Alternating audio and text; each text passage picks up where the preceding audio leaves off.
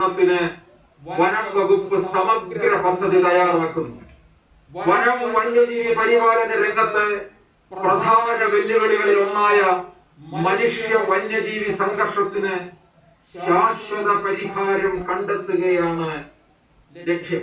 വർത്തമാനകാലം ചർച്ച ചെയ്യുന്നു മനുഷ്യ വന്യജീവി സംഘർഷം പരിഹാരം എന്ത്. ഈ ചർച്ചയിൽ പങ്കുചേരുന്നത് തിരുവനന്തപുരം സ്റ്റുഡിയോയിൽ ശ്രീമതി വീണായം പരിസ്ഥിതി പ്രവർത്തക, തൃശൂർ സ്റ്റുഡിയോയിൽ നിന്ന് കേരള കാർഷിക സർവകലാശാല കോളേജ് ഓഫ് ഫോറസ്ട്രിയിലെ ഡോക്ടർ ഗോപകുമാർ എസ്, കോഴിക്കോട് നിന്ന് വീഡിയോ കോളിൽ കിഫയുടെ ചെയർമാൻ ശ്രീ അലക്സ് ഒഴികയിൽ, പാലക്കാട് നിന്ന് വീഡിയോ കോളിൽ wildlife protection society of ഇന്ത്യയുടെ project officer Shri S Guruvayurappan. ഏവർക്കും ചർച്ചയിലേക്ക് സ്വാഗതം. ശ്രീമതി വീണ, ഇതിനകത്ത് നമ്മളിപ്പോ ഇങ്ങനെ ഒരു മനുഷ്യ വന്യജീവി സംഘർഷം പരിഹാരം എന്ത് എന്ന് ചോദിക്കേണ്ടി വരുന്നത് ഒരുപക്ഷെ വന്യമൃഗങ്ങളുടെ സ്വാഭാവിക വാസസ്ഥലത്ത് മനുഷ്യൻ കയ്യേറ്റം നടത്തിയതല്ലേ കാരണം? തീർച്ചയായിട്ടും അതിനെപ്പറ്റി ഒരു സംശയം വേണ്ട. ഇന്നത്തെ അവസ്ഥയിൽ വനംവകുപ്പ് പർട്ടിക്കുലർ മരങ്ങൾ നട്ടുപിടിപ്പിച്ച് വനവൽക്കരണം എന്നുള്ള പേര് വനവും വനേതര ഭൂമിയിലും നട്ടുപിടിപ്പിച്ചിട്ട് പ്ലാന്റേഷൻ ഉൾപ്പെടെയാണ് നമ്മൾ ഇന്ന് വനമായിട്ട് കരുതുന്നത്. അപ്പോൾ സ്വാഭാവികമായിട്ട് ഉരുത്തിരിഞ്ഞ വനത്തിൽ മൃഗങ്ങൾ അതിന്റെ ഒരു ബാലൻസിലായിരിക്കും വർക്ക് ചെയ്യുക. ഇപ്പൊ എങ്ങനെയാണെന്ന് വെച്ചാൽ ബാലൻസ് തെറ്റിച്ചിട്ട് നമ്മളത് ബാലൻസ് ആണ് എന്ന് വരുത്തി തീർക്കാനുള്ള ശ്രമമാണ്. വെറുതെ കുറെ മരങ്ങൾ നട്ടത് കൊണ്ട് അത് ഒരിക്കലും ഒരു കാടാവില്ല. കാടിന്റെ പ്രവർത്തനങ്ങൾ അത് ചെയ്യില്ല. കാട് എപ്പോഴും ഒരു മനുഷ്യനും, അതായത് തിരിച്ചു പോയിട്ട് നമ്മുടെ നെഹ്റു പറഞ്ഞത് തന്നെ ഇത് ചെയ്യുകയാണെങ്കിൽ, വീണ്ടും കോട്ട് ചെയ്യുകയാണെങ്കിൽ, അതായത് ഒരു നാടിന്റെ 33% വനമായിരിക്കണം എന്നാണ്. ഇപ്പൊ പറയുന്നത് കേരളത്തിൽ അതിലും കൂടുതലുണ്ട്, 50% വനമുണ്ട് എന്നുള്ളതാണ്. 90കളിൽ അല്ലെ ഒരു 86 തുടങ്ങിയിട്ട് വനത്തിൽ പോകുന്ന ആളെന്നുള്ള നിലയിൽ എനിക്കറിയാം നമ്മുടെ നാട്ടിലെ വനങ്ങൾക്ക് സംഭവിച്ചുകൊണ്ടിരിക്കുന്ന മൂല്യച്യുതി. അതായത് നല്ല മഴക്കാട് പോലും ഉണങ്ങി വരണ്ട് രൂക്ഷമായ രൂക്ഷത ഇല്ലാത്ത വേനൽ പോലും രൂക്ഷമായി വറ്റി വരണ്ടിരിക്കുന്ന ഒരവസ്ഥയാണ് നമ്മൾ പലപ്പോഴും കാണുന്നത്. അപ്പൊ അങ്ങനെ വരുമ്പോൾ സത്യം പറഞ്ഞു കഴിഞ്ഞാൽ നമുക്കൊരു വിഷമം തോന്നും. ഇതിനെയാണോ നമ്മൾ കാടെന്ന് വിളിക്കേണ്ടത്? ഈവൻ മഴക്കാടുകളിൽ ചിലപ്പോൾ ഉള്ള കാര്യം ഉൾപ്പെടെയാണ് ഞാൻ ഈ പറയണത്. ഇതിനെയാണോ റിയലി കാട് എന്ന് പറയേണ്ടത് എന്നുള്ള ഒരു വിഷമം നമുക്ക് എപ്പോഴും തോന്നാറുണ്ട്. അപ്പൊ പിന്നെ പ്ലാന്റേഷൻസിന്റെ കാര്യം പറയുകയും വേണ്ട. പ്ലാന്റേഷൻസിൽ ഇപ്പൊ തേക്കുണ്ടെങ്കിൽ ആന വരും. ആനയ്ക്ക് തേക്കിന്റെ തോല് തിന്നാൻ ഇഷ്ടമാണ്.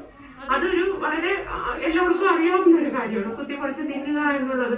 പക്ഷെ എല്ലാ പ്ലാന്റേഷനിലും അക്കേഷ്യയാണ് നടുന്നതെങ്കിൽ പലപ്പോഴും നമുക്ക് കാണാൻ പറ്റുന്നത് അക്കേഷ്യയുടെ ഇലകളല്ല, റിയൽ ആയിട്ടുള്ള ഇലകളല്ല, ഇല പോലത്തെ ആ സ്ട്രക്ചറോ അല്ലെങ്കിൽ അതിന്റെ കായോ. ഇപ്പൊ സാധാരണഗതിയിൽ നമ്മുടെ രാജമല്ലി പോലുള്ള ചെടികൾ നമ്മൾ വീട്ടിൽ വളർത്തിയാൽ പോലും സസ്തകൾ ഉൾപ്പെടെ വരുന്നത് കാണാൻ പറ്റും. പക്ഷെ ഇത്തരത്തിൽ ഒരു അക്കേഷ്യ പോലുള്ള പ്ലാന്റേഷനിൽ നമുക്ക് ഒരിക്കലും അങ്ങനത്തെ ഒരു ജീവജാലങ്ങളെയും കാണാൻ പറ്റില്ല. അപ്പൊ അത് ഒരിക്കലും ഒരു വൈൽഡ് ലൈഫിനെ സപ്പോർട്ട് ചെയ്യില്ല. മാത്രമല്ല അക്കേഷ്യ, യൂക്കാലിപ്റ്റസ് തുടങ്ങിയിട്ടുള്ള മരങ്ങള് മണ്ണിന്റെ അടിയിൽ സൂക്ഷിച്ചു വെക്കേണ്ട വെള്ളത്തിനെ മുഴുവനും പിടിച്ചെടുത്തിട്ട് അവരുടെ ശരീരത്തെ സ്റ്റോർ ചെയ്യാൻ ശ്രമിക്കുകയാണ്. അപ്പൊ ഇതൊക്കെ കൂടെ ചേർന്നിട്ട് മണ്ണിനെ രൂക്ഷമായിട്ട് വരണ്ട ഒരു ഭൂമിയാക്കി മാറ്റുന്നതല്ലാതെ ഒരു വനം ചെയ്യേണ്ട യാതൊരു ജോലികളും ഇത്തരം പ്ലാന്റേഷൻസ് ചെയ്യുന്നില്ല എന്നുള്ളത് നമ്മൾ വിഷമത്തോടു കൂടി കാണണം. ഞാനൊരു ഒരു അനാലിറ്റിക്കലായിട്ട് പറഞ്ഞു കഴിഞ്ഞാൽ ഇപ്പൊ വനവൽക്കരണം നമുക്കറിയാം, ജൂൺ 5 നമ്മൾ എല്ലാവരും മരങ്ങൾ നടുന്നുണ്ടാവും. പക്ഷെ എത്ര കുറച്ച് സ്പീഷീസ് ആണ് നമ്മുടെ വനം നോക്കിക്കഴിഞ്ഞു കഴിഞ്ഞാൽ. ഇപ്പൊ ടെമ്പറേറ്റ് ഫോറസ്റ്റുകളിൽ കാണുന്ന വനങ്ങൾ മരങ്ങളുടെ വൈവിധ്യം പോലെ അല്ല ഒരു കാട്ടിലെ വനങ്ങൾ. നമ്മുടെ കാട്ടിലെ വൈവിധ്യം ട്രോപ്പിക്കൽ ഫോറസ്റ്റ് ആയതുകൊണ്ട് തന്നെ നമ്മുടെ ഇവിടേക്ക് അധികമായ ഊർജവും മഴയും അധികമായിട്ട് കിട്ടുന്നത് കൊണ്ട് ഇവിടെ ഒരുപാട് വെറൈറ്റിക്ക് വളരാൻ ഒരു സ്പേസ് ഉണ്ട്. പക്ഷെ പലപ്പോഴും സംഭവിക്കുന്നത് എന്താണെന്ന് വെച്ച് കഴിഞ്ഞു കഴിഞ്ഞാൽ വളരെ ലിമിറ്റഡ് ആയിട്ടുള്ള സ്പീഷീസ് മാത്രമാണ് നമ്മൾ വനവൽക്കരണം എന്നുള്ള പേരിൽ പോലും നട്ടുപിടിക്കുന്നത്, നമ്മുടെ ഗ്രാമങ്ങളിലും നഗരങ്ങളിലും പോലും. അപ്പൊ പിന്നെ കാറ്റിനകത്ത് എന്താ സംഭവിക്കുന്നതെന്ന് നമുക്ക് ഒരു കണക്കോ ഇതോ ഇല്ലാതിരിക്കുന്ന ഒരവസ്ഥയിലാണ് ഇതിപ്പോ നീങ്ങിക്കൊണ്ടിരിക്കുന്നത്. അതുകൊണ്ട് തീർച്ചയായിട്ടും വനം എന്താണെന്നുള്ളതിന് വനംവകുപ്പ് തന്നെ റീഡിഫൈൻ ചെയ്യാൻ ഒരുങ്ങണം എന്നുള്ളതാണ് എനിക്ക് പറയാനുള്ളത്. പിന്നെ അതുകൂടാതെ ഇപ്പൊ വയനാട് പോലുള്ള സ്ഥലങ്ങളിൽ നമ്മൾ നോക്കുകയാണെങ്കിൽ ഞാൻ ഇപ്പം ഇത്രയും പറഞ്ഞപ്പോഴേ എനിക്ക് പെട്ടെന്ന് ഓർമ്മ വരുന്നത് വിനയേന്ദ്രന്റെ കവിതയാണ്. കാടിനു ഞാൻ എന്ത് പേര് വിളിക്കും അല്ലെ, അതാണ് നമുക്ക് ഓർമ്മ വരുന്നത്. അല്ലെങ്കിൽ അയ്യോ പണിക്കുന്ന കാടവട മക്കളെ എന്നുള്ളതും ഓർമ്മിച്ചു പോകുന്നുണ്ട് ഈ അവസരത്തില്. ഡോക്ടർ ഗോപകുമാറിലേക്ക് വരികയാണ്. ശ്രീ ഗോപകുമാർ, ഈ മനുഷ്യരും മൃഗങ്ങളും ഒക്കെ വലിയൊരു സൗഹാർദ്ദത്തിൽ കഴിഞ്ഞിരുന്ന ഒരു കാലം ഉണ്ടായിരുന്നു. ഈ ഉൾവനങ്ങളിലുള്ള മൃഗങ്ങളോട് പോലും ഒരുതരം പ്രത്യേക പരിലാളനയൊക്കെ പുലർത്തിയിരുന്നു. പക്ഷേ ഇപ്പോൾ ഈ കൃഷിസ്ഥലങ്ങളിലേക്കുള്ള ഇതിന്റെ ഒരു കയ്യേറ്റമാണ് ഇത് ഇത്തരത്തിലുള്ള ഒരു സംഘർഷത്തിന് തന്നെ വഴിവെച്ചിരിക്കുന്നത്. അപ്പൊ കോടതി തന്നെ പറയുകയുണ്ടായി, കാർഷിക വിളകൾ സംരക്ഷിക്കുന്നതിനായി വന്യമൃഗങ്ങളെ കൊല്ലുന്നതിൽ സുപ്രീം കോടതി ആശങ്ക അറിയിച്ചിട്ടുള്ളത് തന്നെയാണ്. താങ്കൾ എന്താണ് ഇതിനെ കാര്യത്തിൽ വ്യക്തമാക്കേണ്ടത്? ഞാന് ഇത് ഈ ഒരു സൈറ്റിൽ കാർഷിക ഹ്യൂമൻ വൈൽഡ് ലൈഫ് കോൺഫ്ലിക്റ്റ് എന്നുള്ള ഒരു ടേമിനെ തന്നെ ഒന്ന് ചെറുതായിട്ടൊന്ന് അതിനോടൊരു വിയോജിപ്പ് കൊണ്ടുവരികയാണ്. കാര്യം എന്ന് വെച്ച് കഴിഞ്ഞാൽ ഇപ്പോ ഇന്റർനാഷണൽ നമ്മളുടെ പബ്ലിഷ്ഡ് സ്റ്റഡീസിന്റെ ലിറ്ററേച്ചർ ഒക്കെ നോക്കിക്കഴിഞ്ഞാൽ കോൺഫ്ലിക്റ്റ് എന്ന വാക്ക് ഒരു അക്സെപ്റ്റഡ് ആയിട്ടുള്ള ഒരു ടേം അല്ല. അവർ പറയുന്നത് ഇതിന് ഹ്യൂമൻ വൈൽഡ് ലൈഫ് ഇന്ററാക്ഷൻ എന്നാണ് പറയുന്നത്. അതായത് അവിടെ ഒരു സംഘർഷത്തെക്കാൾ ഉപരി ഒരു ഇന്ററാക്ഷൻ ആണ് വരുന്നത്, ഒരു ഇടപെടലാണ് വരുന്നത്. അതിന്റെ ഈ ഇടപെടലുകൾ നമുക്ക് ഇപ്പൊ നോക്കാം. ഇടപെടലുകൾ പോസിറ്റീവായിട്ടുള്ള ഇടപെടലുകളാകാം, അതേപോലെ നെഗറ്റീവ് ഇടപെടലുകളാകാം. നമ്മളിപ്പോ ഒരു മറ്റൊരാളുമായിട്ടൊരു വഴക്കുണ്ടാവുകയാണെങ്കിൽ അതൊരു നെഗറ്റീവ് ഇടപെടലാണ്. പോസിറ്റീവായിട്ട് നമ്മൾ എത്രയോ അധികം ഇന്ററാക്ഷൻസ് ഉണ്ടാവാം. അപ്പം മനുഷ്യനും വന്യജീവികളും തമ്മിലുള്ള ഒരു നെഗറ്റീവ് ഇടപെടലാണ് ഇതുപോലെ ഈ സംഘർഷമായി കോൺഫ്ലിക്റ്റ് ആയിട്ട് പറയുന്നത്. ഈ കോൺഫ്ലിക്റ്റ് വേറൊരു ആംഗിളിൽ പറഞ്ഞു കഴിഞ്ഞാൽ കോൺഫ്ലിക്റ്റ് എന്ന് പറയുന്നത് ശരിക്കും പറഞ്ഞാൽ തെറ്റായ ടേമാണെന്ന് പറയാൻ കാരണം നമ്മള് ബോധപൂർവം രണ്ട് വ്യക്തികൾ തമ്മിൽ ഒരു ഉദ്ദേശത്തോടെ ഇടപെടുമ്പോഴാണ് ഒരു കോൺഫ്ലിക്റ്റ് ഉണ്ടാവും. ഇത് നമ്മൾ ശ്രദ്ധിച്ചു കഴിഞ്ഞാൽ ഈ ഒരു ഇന്ററാക്ഷൻ, അതായത് മനുഷ്യനും വന്യജീവികളും തമ്മിൽ ഒരു നമ്മൾ പറയുന്ന ഈ സംഘർഷം വരുന്നത് എപ്പോഴാണ്? അതായത് അവരുടെ ആവാസ വ്യവസ്ഥയിൽ നിന്ന് നമ്മൾ സൃഷ്ടിച്ച ഒരു ഹ്യൂമനോസ്ഫിയറിലേക്ക് നമ്മുടെ ഒരു ആവാസ വ്യവസ്ഥയിൽ വരികയും നമ്മളുണ്ടാക്കുന്ന റിസോഴ്സസിൽ ഇടപെടുകയും ചെയ്യുമ്പോഴാണ് ഈ ഒരു സംഘർഷം വരുന്നത്. അപ്പോൾ അതാണ് നമ്മൾ ഉടനെ മനുഷ്യന്റെ ഭാഗത്തു നിന്ന് അതിനെ എതിരിടാനായിട്ടുള്ള ചില ഇടപെടലുകൾ നടക്കുകയും അപ്പോൾ പലതരത്തിലുള്ള കാഷ്വാലിറ്റീസ്, ചിലപ്പോൾ ഹ്യൂമൻ കാഷ്വാലിറ്റി ആവാം, അല്ലെങ്കിൽ പിന്നെ ഒരു ക്രോപ്പ് റീഡിങ് എന്നൊക്കെ പറയും. ഈ റീഡിങ് എന്ന വാക്കൊന്നും എടിയും അതൊരു ശരിയായ ടേമല്ല. കാരണം ഒരു റീഡിങ് എന്നൊക്കെ പറയുമ്പോൾ നമുക്ക് ഇംഗ്ലീഷിൽ ആ വാക്കിന്റെ അർത്ഥം തന്നെ അറിയാം. ഒരു എന്തോ ദുരുദ്ദേശം കൂടെ വന്ന് അടിച്ചു കൊണ്ടുപോകുന്ന ഒരു ടേമാണ് അത് പറയുന്നത്. പക്ഷെ ഇതില് ക്രോപ്പ് റീഡിംഗ് അല്ല. ശരിക്കും എന്തുകൊണ്ടാണ് ഈ കൃഷിയിടങ്ങളിലേക്ക് വന്യമൃഗങ്ങൾ വരുന്നു എന്നുള്ളതിന്റെ ഒരു പ്രധാനപ്പെട്ട കാര്യം, ഈ കാർഷിക വൃത്തി എന്ന് പറയുന്നത് വളരെ ഒരു വാട്ടർ ഇന്റൻസീവ് ആയിട്ടുള്ള ആക്ടിവിറ്റിയാണ്. അതായത് ജലം ലഭ്യത ഉള്ള സ്ഥലം. നമ്മളെല്ലാവരും നമ്മുടെ സംസ്കാരമൊക്കെ നോക്കിക്കഴിഞ്ഞാൽ നമ്മുടെ ഒരു റിവർ വാലി സിവിലൈസേഷനെ കുറിച്ചൊക്കെ നമ്മൾ ധാരാളം പഠിച്ചിട്ടൊക്കെ. ഇപ്പൊ ജലം എവിടെയുണ്ടോ അവിടെ എല്ലാ ജീവജാലങ്ങളും ഉണ്ടാവും. മനുഷ്യനും കോൺസെൻട്രേറ്റ് ചെയ്യുന്ന അതേ സ്ഥലത്ത് തന്നെയാണ്. അപ്പോൾ സെറ്റിൽഡ് അഗ്രികൾച്ചർ വന്നപ്പോഴത്തേക്കും നമ്മൾ ഇതേപോലെ കൃഷി തുടങ്ങി. അപ്പം ഒരു വർഷത്തിൽ ചില പ്രതിസന്ധി കാലഘട്ടങ്ങളിൽ വന്യജീവികൾ നോക്കുമ്പോൾ ഏറ്റവും അധികം ജലലഭ്യത അതിന് സെൻസ് ചെയ്യാൻ പറ്റും. നമുക്കറിയാം നമ്മളെക്കാട്ടിയും എത്രയോ ഉയരത്തിലാണ് അവരുടെ പ്രാണശക്തിയും പിന്നെ അതുപോലെ സെൻസ് ഓഫ് സ്മെല്ലും ഒക്കെ വളരെ ഇതാണ്. അപ്പൊ ആനയെ തുമ്പിക്കൈ പൊക്കി ഇങ്ങനെ പിടിക്കുന്നതൊക്കെ നമ്മൾ കണ്ടിട്ടുണ്ട്. സെൻസ് ചെയ്തെടുക്കാൻ പറ്റും. വെറുതെ പറയുന്നതല്ല. നാട്ടിലെവിടെ ചക്ക പഴുത്താലും ആന വരുന്നു എന്ന് പറയുന്നത് അതിന് സെൻസ് ചെയ്തെടുക്കാൻ പറ്റും. അപ്പൊ എവിടെയാണോ ഭക്ഷണം ഉള്ളത് അല്ലെങ്കിൽ അതിന് വേണ്ട ജലം ഉള്ളതെന്ന് അതിന് വളരെ കൃത്യമായി സെൻസ് ചെയ്യാൻ പറ്റും.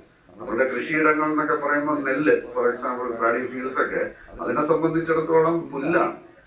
വളരെയധികം ഏക്കർ കണക്കിന് നല്ല മനോഹരമായി വിളഞ്ഞു നിൽക്കുന്ന നെല്ലുകൾ കാണുമ്പോൾ അത് നാച്ചുറലി വന്ന് അടുക്കും. അപ്പൊ അതിന് ഒരു ബൈ ഡിസൈൻ തന്നെ നമ്മുടെ വന്യജീവികൾക്ക് ഇത്തരം ആവാസ വ്യവസ്ഥയിലേക്ക് വരുന്നത് അതിന്റെ ഒരു എന്താ പറയുക, അത് ബൈ ഡിസൈൻ, ഇത് അതിന്റെ DNA തന്നെയുള്ളതാണ്. നമ്മൾ അപ്പോൾ അതിനെ തടയാൻ ശ്രമിക്കുമ്പോഴാണ് ഒരു ഞാൻ പറഞ്ഞ പോലെ നെഗറ്റീവ് ഇന്ററാക്ഷൻ വരുന്നത്. അപ്പോ അതിലേക്ക് നമ്മൾ എങ്ങനെ ഇതിനെ ഒഴിവാക്കാമെന്ന് ചോദിച്ചു കഴിഞ്ഞാല് ശരിക്കും പറഞ്ഞാൽ എന്റെ ഒരു അഭിപ്രായത്തില് അങ്ങനത്തെയുള്ള ഒരു ഇന്ററാക്ഷനുകൾ കുറയ്ക്കാനുള്ള കാര്യങ്ങളിലേക്കാണ് നമ്മൾ തീർച്ചയായും നമുക്ക് മനുഷ്യനാണല്ലോ ബുദ്ധി കൂടുതൽ. അപ്പം ബോധപൂർവമുള്ള പിന്നെ ഒഴിവാക്കലുകളിലൂടെ നമുക്ക് ഈ സംഘർഷം എങ്ങനെ ഒഴിവാക്കാം, സംഘർഷം എന്ന വാക്ക് കോഴ്സിലാണ് ഞാൻ പറയുന്നത്, അത് ഒഴിവാക്കാം എന്നുള്ളതാണ് എന്റെ ഒരു ആദ്യ പ്രതികരണം. ഇതിൽ ഞാൻ കൂടുതൽ അതിലേക്ക് വരുമ്പോൾ കൂടുതൽ കാര്യങ്ങൾ വിശദീകരിക്കും. ഓക്കെ, ശ്രീ ഗോപകുമാർ പറയുന്നത് സംഘർഷം ഒഴിവാക്കിയിട്ട് അതിനെ ഒരു ഇടപെടൽ എന്നാക്കണം, മനുഷ്യ വന്യജീവി ഇടപെടൽ. ഒരുപക്ഷെ അതിന്റെ കൂടുതൽ കാര്യങ്ങളിലേക്ക് ഞാൻ വരാം ഒരു ചെറിയ ഇടവേളയ്ക്ക് ശേഷം.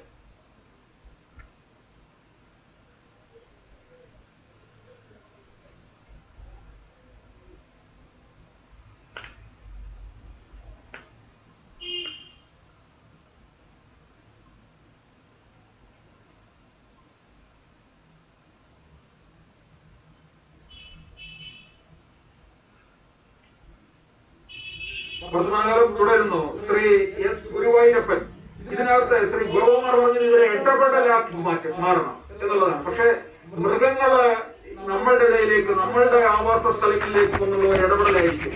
തിരിച്ച് മനുഷ്യർ അത്തരത്തിലുള്ള ഇടപെടലല്ല, ഒരു സംഘർഷത്തിലേക്കായിരിക്കും പോകുന്നത്. അവന്റെ കൃഷിസ്ഥലങ്ങള് ഇല്ലാതാക്കുന്നു. ഒരുപക്ഷെ ഈ മൃഗങ്ങൾക്ക്, ആനകൾക്ക്, പന്നികൾക്കൊക്കെ തന്നെ ഭക്ഷണത്തിനകത്ത് പടക്കം വരെ വെച്ച് കൊടുക്കുകയൊക്കെ ചെയ്യുന്നുണ്ട്. അങ്ങനെ അതിനെ ഇല്ലായ്മ ചെയ്യുന്നു. ഒരു സംഘർഷത്തിലേക്ക് തന്നെയല്ലേ പോകുന്നത് മനുഷ്യന്റെ ഭാഗത്തു നിന്ന്. ഞാൻ പ്രൊഫസർ ഗോപകുമാർ പറഞ്ഞതിനോട് യോജിക്കുന്നു. കാരണം നമ്മളുടെ കണ്ണിലാണ് സംഘർഷം എന്നുള്ളത്. അതായത് നമുക്ക് സ്വീകാര്യമല്ലാത്ത ഒരു സാഹചര്യം വരുന്ന സമയത്ത് നമ്മളതിനെ നിഷേധിക്കുകയോ തള്ളിപ്പറയുകയോ അതിനെ എതിർക്കുകയോ ചെയ്യുന്നു. അതുകൊണ്ടാണ് അത് കോൺഫ്ലിക്റ്റ് എന്ന് പറയുന്ന ഒരു വാക്ക് നമ്മൾ പ്രയോഗിക്കുന്നത്. പക്ഷേ അന്താരാഷ്ട്ര തലത്തിൽ ആ വാക്ക് പ്രയോഗിക്കരുത് എന്നുള്ള തലത്തിൽ കാര്യങ്ങൾ എത്തിക്കഴിഞ്ഞു. അപ്പം അങ്ങനെ വരുമ്പം അവർക്ക് അവരുടേതായിട്ടുള്ള സ്വന്തമായിട്ടുള്ള സ്ഥലത്ത് സഞ്ചരിക്കാനുള്ള തീർച്ചയായിട്ടും അവകാശമുണ്ട്. അവർ സഞ്ചരിച്ചുകൊണ്ടിരിക്കുന്നു. ആ പ്രദേശങ്ങളിലേക്ക് നമ്മൾ കൂടുതൽ കടന്നുകയറ്റങ്ങൾ നടത്തുന്നുണ്ട് എന്നുള്ളത് യാഥാർത്ഥ്യമാണ്. കാരണം ഇപ്പോഴും വനാതിർത്തികൾ കൃത്യമായിട്ട് തിരിക്കാത്ത എത്രയോ സ്ഥലങ്ങളുണ്ട്. അപ്പം അവിടെ വീണ്ടും കയ്യേറ്റങ്ങൾ നടക്കുന്നുണ്ട്. ഒന്ന്. രണ്ടാമത്, ഇവരുടെ സ്വൈരവിഹാരം നടന്നുകൊണ്ടിരിക്കുന്ന സ്ഥലങ്ങളിൽ കൂടുതലും മറ്റ് നമ്മളുടെ ഇടപെടലുകൾ വളരെയധികം കൂടുന്നുണ്ട്. ഉദാഹരണത്തിന് നമ്മൾ ഒരുപക്ഷെ മൃഗങ്ങൾ നാട്ടിലേക്ക് ഇറങ്ങുമ്പോൾ സംഘർഷം ആണെന്ന് പറയുമ്പോൾ നമ്മൾ അങ്ങോട്ട് കയറുന്നുണ്ടല്ലോ, നാട്ടുകാർ അങ്ങോട്ട് കയറുന്നുണ്ട്. വെള്ളമെടുക്കാനും തടി വെട്ടാനും അതുപോലെ ചെറിയ മൃഗങ്ങളെ വേട്ട ചെയ്യാനും ഒക്കെ ആയിട്ട് അങ്ങോട്ട് കയറുന്നുണ്ട്. അപ്പം അത് നമ്മുടെ ഈ ഡെഫിനിഷനിൽ എവിടെ ഒന്നും വരുന്നില്ല. അപ്പോൾ അവരുടെ എണ്ണത്തിൽ കാര്യമായിട്ടുള്ള ഒരു അസന്തുലിതാവസ്ഥ വരുന്ന സമയത്ത് അതിനെ ഒരു ഈക്വലൈസ് ചെയ്യാനുള്ള പല മൂവ്മെന്റ്സും അങ്ങോട്ടും ഇങ്ങോട്ടെല്ലാം ഉണ്ടാവും. അപ്പം നാടും കാടും വേറെ ആയിട്ട് കാണുന്നതിൽ അർത്ഥമില്ല. യഥാർത്ഥത്തിൽ ഇക്കോളജിയിൽ അങ്ങനെയൊന്നുമില്ല. ഇത് രണ്ടും ഒന്ന് തന്നെയാണ്. അപ്പം അതിൽ ചില സ്ഥലങ്ങളിൽ അസ്വസ്ഥതകൾ ഉണ്ടാകുന്ന സമയത്ത് കുറച്ചുകൂടെ സ്വീകാര്യമായ മറ്റൊരു സ്ഥലത്തേക്ക് അവർ മൂവ് ചെയ്യും. അപ്പം അതിൽ കാട്ടില് അവരുടെ ഫുഡിന് ഷോർട്ടേജ് വരുന്ന സമയത്ത് തീർച്ചയായിട്ടും അതിന് തൊട്ടടുത്ത സ്ഥലങ്ങളിൽ അവർക്ക് ഫുഡ് അവൈലബിലിറ്റി ഉണ്ടെങ്കിൽ അവർ മൂവ് ചെയ്യും. അതാണ്. ഉദാഹരണത്തിന് ഒറ്റൊരു ഉദാഹരണം പറഞ്ഞാൽ കാര്യങ്ങൾ കുറച്ചുകൂടി ഈസിയാന്ന് തോന്നുന്നുണ്ട്. ഇപ്പൊ നാട്ടിലെ പുലി ഇറങ്ങുന്നു എന്ന് പറയുന്ന സമയത്ത് എന്തുകൊണ്ട് പുലി ഇറങ്ങുന്നു എന്നുള്ളത് നമ്മൾ കൃത്യമായിട്ട് പരിശോധിക്കുകയാണെങ്കിൽ, ഇപ്പൊ ഞങ്ങൾ വൈൽഡ് പൊട്ടൻസ് സൊസൈറ്റി ഇതിനെക്കുറിച്ചിട്ടാണ് ഡീറ്റെയിൽ ആയിട്ട് സ്റ്റഡി ചെയ്തുകൊണ്ടിരിക്കുന്നത്. പുലി ഇറങ്ങുന്നത് എന്തുകൊണ്ടെന്ന് ചോദിച്ചാൽ പുലിക്കുള്ള ഭക്ഷണം കാട്ടിൽ എവിടെയോ ഒരു ഷോർട്ടേജ് ഉണ്ട്. പുലിക്കുള്ള ഭക്ഷണം എന്ന് പറയുന്ന മാൻ ഉൾപ്പെടെ ചെറിയ ജീവികളെല്ലാം കാട്ടിൽ നിന്നും എണ്ണം കുറയുന്നു ഏതോ കാരണം കൊണ്ട്. ഒന്നുകിൽ അവിടെ അസുഖം വന്ന് മരണപ്പെടണം. പക്ഷെ കാട്ടിൽ സാധാരണയിൽ അങ്ങനെ ഒരു അസുഖം വന്ന് മരണപ്പെടുന്നത് വളരെ റെയർ ഒക്കേഷനിൽ മാത്രമേ ഉണ്ടാവാറുള്ളൂ. പക്ഷെ മനുഷ്യന്റെ ഇടപെടലിലൂടെ ഈ പുലിയുടെ ഭക്ഷണം കാട്ടിൽ കുറയുന്ന സമയത്ത് പുലിയോ അല്ലെങ്കിൽ പുലിക്ക് ആവശ്യമായിട്ടുള്ള ഫുഡ് തൊട്ടടുത്ത സ്ഥലത്തു നിന്നും അത് സംഘടിപ്പിക്കും. അതിനു വേണ്ടിയിട്ട് അത് നാട്ടിലേക്ക് മൂവ് ചെയ്യും. വേറൊരു അർത്ഥത്തിൽ പറഞ്ഞാൽ കാട്ടിലെ പുല്ല് മാൻ ഭക്ഷിച്ച് പുലിയുടെ വയറ്റിലേക്ക് പോകണം എന്നുള്ള ഒരു തിയറിയിൽ നമ്മൾ കടന്നു പോവുകയാണെങ്കിൽ, കാട്ടിലെ പുല്ല് നാട്ടിലെ ഒരു ആടാണ് ഭക്ഷിക്കുന്നതെങ്കിൽ ആ ആട് പുലിയുടെ ഭക്ഷണമായിട്ട് മാറും. ഇങ്ങനെ ഒരു ഡയറക്ട്ലി പ്രൊപ്പോർഷൻ എന്ന് പറയുന്ന ഒരു തിയറിയിലേക്ക് പോകുന്നതായിരിക്കും കുറച്ചുകൂടെ നല്ലത്. അങ്ങനെ വരുമ്പോൾ മനുഷ്യനെ സംബന്ധിച്ച് ഇതൊരു സംഘർഷത്തിന്റെ തലത്തിലേക്ക് നീങ്ങുന്ന സമയത്ത് ഇതിനെ ഇല്ലായ്മ ചെയ്യാനായിട്ടുള്ള പ്രക്രിയ കാണിക്കും. അതിലാണ് ഇപ്പൊ അങ്ങ് പറഞ്ഞതുപോലെ ഈ പടക്കം വെച്ച് പൊട്ടിക്കലും അല്ലെങ്കിൽ കരണ്ട് വേലിയിടലും ഷോക്ക് അടുപ്പിച്ച് കൊല്ലലും ഒക്കെ സംഭവിക്കുന്നത്. അങ്ങനെ വരുന്നത് എന്തുകൊണ്ടെന്ന് ചോദിച്ചാൽ 2 റീസൺ ആണ്.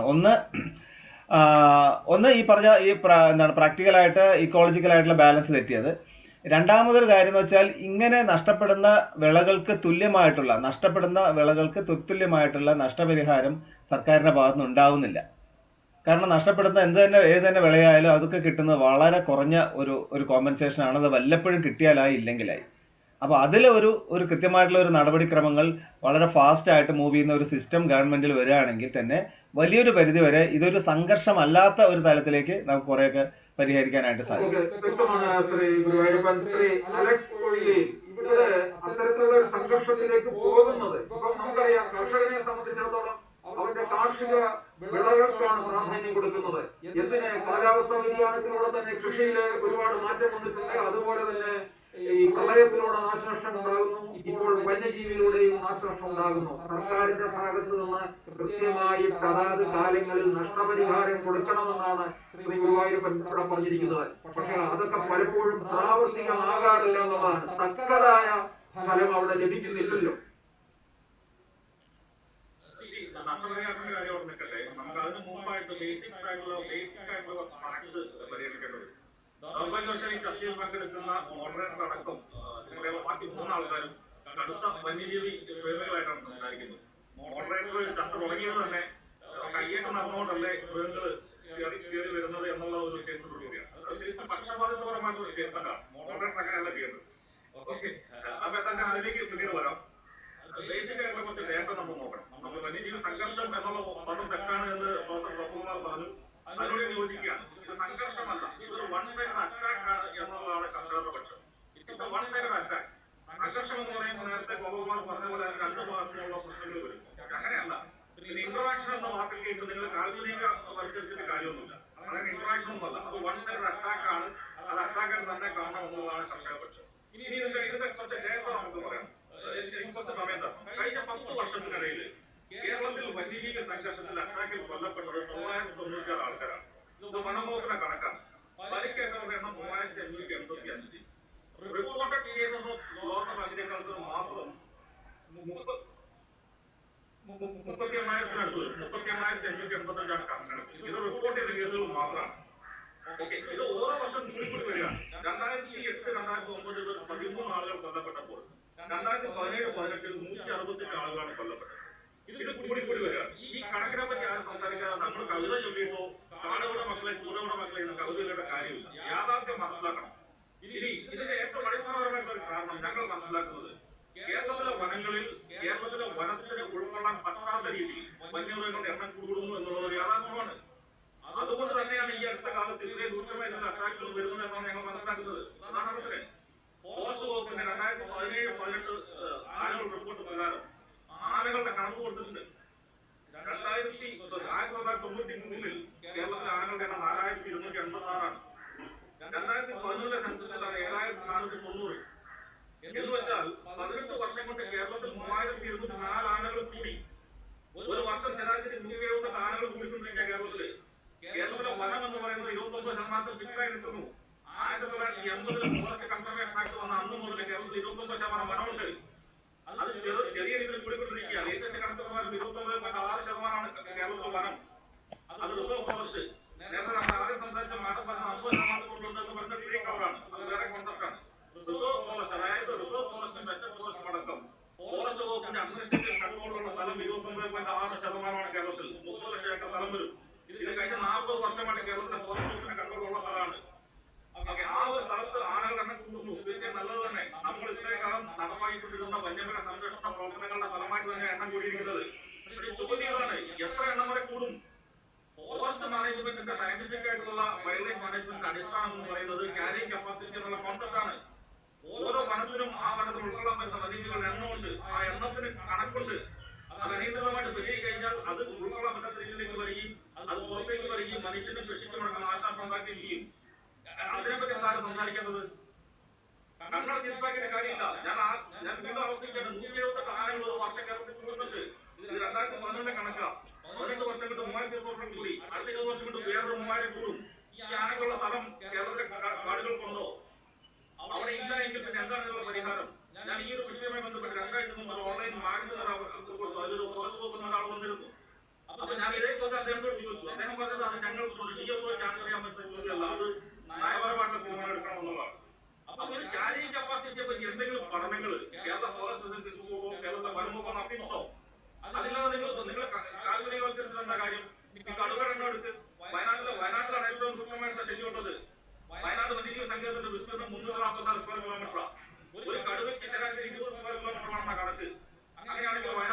ലൈസൻസ് എത്ര കടുവകൾ പറ്റും?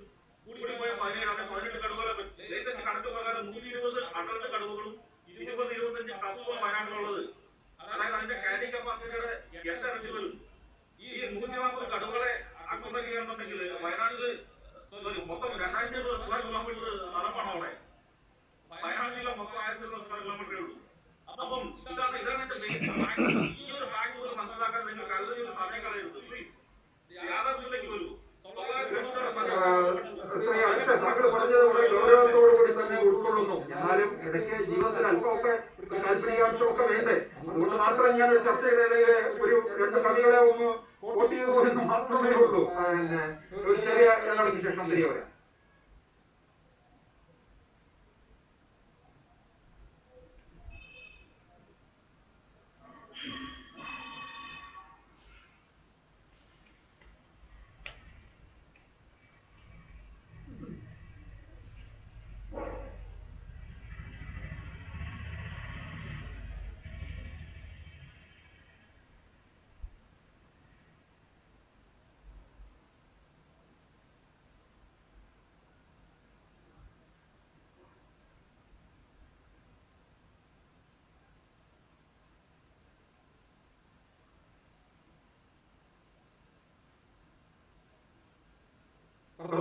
തുടരുന്നു. ശ്രീമതി വീണ, ഇവിടെ ശ്രീ അലക്സ് പറഞ്ഞനുസരിച്ച് ഇപ്പം വന്യമൃഗങ്ങളുടെ എണ്ണം കൂടുന്നു. അത്രയും ഏറെ ഉൾക്കൊള്ളാനായിട്ടുള്ള വനവിസ്തൃതിയും ഇല്ലാതെ വരുന്നു എന്നാണ് പറയുന്നത്. താങ്കൾ വനത്തെക്കുറിച്ച് നന്നായിട്ട് മനസ്സിലാക്കിയിട്ടുള്ള വനാന്തര ഭാഗങ്ങളിലൊക്കെ യാത്ര ചെയ്തിട്ടുള്ളതാണ്. 1900-ന്റെ തുടക്കത്തില് ഇന്ത്യയിൽ മൊത്തം ഒരു 1.25 ലക്ഷത്തോളം കടുവകൾ ഉണ്ടായിരുന്നതായിട്ടാണ് കണക്കുകളാണ് പറയുന്നത്. ഇന്നിപ്പോ അതിന്റെ എത്രയോ ഒരു അംശം മാത്രമേ ഉള്ളൂ.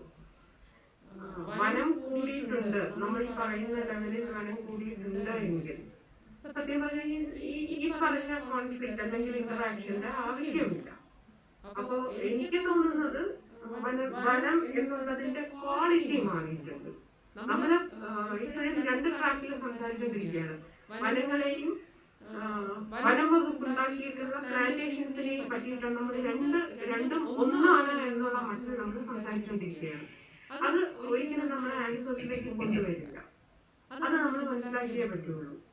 പിന്നെ ഒരു കാട്ടില് ഗുരുവായൂരപ്പനൊക്കെ പറഞ്ഞതുപോലെ ലൈക്ക് ഒരു ബാലൻസ് നിലനിർത്താനായിട്ട് ഒരിക്കലും ഒരു പർട്ടിക്കുലർ ലെവലിലേക്ക് മാനുകളുടെ എണ്ണം കൂടുകയോ വന്യജീവികളുടെ എണ്ണം നമ്മളെ പോലെ തെറ്റുവരുന്ന ജീവികളൊന്നുമല്ല. അവര് കൃഷി ചെയ്യുന്നില്ല, ആഹാരം എക്സ്പ്ലോറാക്കി വെക്കുന്നില്ല. അതുകൊണ്ട് തന്നെ അവര് ആഹാരത്തിനനുസരിച്ചിട്ട് മാത്രം കുഞ്ഞുങ്ങൾ ഉണ്ടാക്കുന്ന ജീവികളാണ്.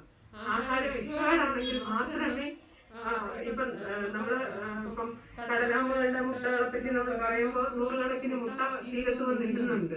പക്ഷെ അതിന് 2-3 മാത്രമേ പരിപൂർണ അവസ്ഥയിലേക്ക് എത്തുകയുള്ളൂ. അതൊരു ബാലൻസ് ആണ്. അത് നമ്മള് അതിനെ എങ്ങനെ നമ്മൾ ഈ ഇക്കോളജി അറിയാവുന്നവരായതുകൊണ്ടായിരിക്കാം നമുക്ക് ഈ ലിമിറ്റേഷൻ വരുന്നത്. അലക്സാണ്ടർ പറയുന്നതിന് നമുക്ക് എടുക്കാൻ പറ്റാതെ ക്യാരിങ് കപ്പാസിറ്റി ഒക്കെ ഞാൻ മനസ്സിലാക്കുന്നുണ്ട്. പക്ഷെ അത് എടുക്കാൻ പറ്റാതെ വരുന്നത് ഈ ഒരു, അതായത് നമ്മള് ഒരു വന്യജീവിയും കണ്ണും മൂക്കും ഇല്ലാതെ അങ്ങനെ പെരുകുന്ന ഒരു ജീവികളും ലോകത്തില്ല, മനുഷ്യനല്ല. അല്ലാതെ അത് നമ്മൾ അക്സെപ്റ്റ് ചെയ്തേ പറ്റുള്ളൂ. ആ അക്സെപ്റ്റൻസിൽ ഇരുന്നുകൊണ്ട് നമ്മുടെ കാടിന്റെ ക്വാളിറ്റി എങ്ങനെ ഈ വരുന്ന വർഷങ്ങളിൽ, ഞാൻ ചുമ്മാ ഫേസ്ബുക്ക് അത്യാവശ്യം യൂസ് ചെയ്യുന്നതുകൊണ്ട് ഞാനിങ്ങനെ ഒരു വനം എന്നുള്ളത് മനസ്സിൽ വെച്ചിട്ട് തന്നെ ഒരു വന്യമൃഗങ്ങളുടെ എണ്ണം ഇത്ര പെരുകുന്നില്ല എന്നാണ് പറയുന്നത്. ക്യാരിങ് കപ്പാസിറ്റിക്ക് അപ്പുറത്തേക്ക് പോകുന്നില്ല. പക്ഷെ വനത്തിനുള്ളിൽ അവർക്ക് ഡിപ്പെൻഡൻസ് ചെയ്യാൻ പറ്റാത്ത തരത്തിലുള്ള സാഹചര്യങ്ങളാണ് നിലനിൽക്കുന്നത്. അത് വളരെ വ്യക്തമാണ്. കാര്യം അതുകൊണ്ടാണല്ലോ അവർ പുറത്തേക്ക് വരുന്നത്. വ്യക്തിപരമായിട്ട് വെള്ളം അകത്തുണ്ടായെങ്കിൽ ഇപ്പൊ വയനാടൊക്കെ സുനിൽ എന്ന് പറഞ്ഞിട്ടൊരു ഫോറസ്റ്റ് ഉണ്ടായിരുന്ന സമയത്ത് അദ്ദേഹം സ്വന്തം പൈസ മുടക്കിയിട്ട് കാട്ടിനുള്ളില് കുളങ്ങൾ ഉണ്ടാക്കിയിട്ട് അതിനകത്തേക്ക് വെള്ളം നിറച്ചു കൊടുക്കുകയാണ് ആളുകൾ പുറത്തേക്ക് വരാതിരിക്കാനായിട്ട്.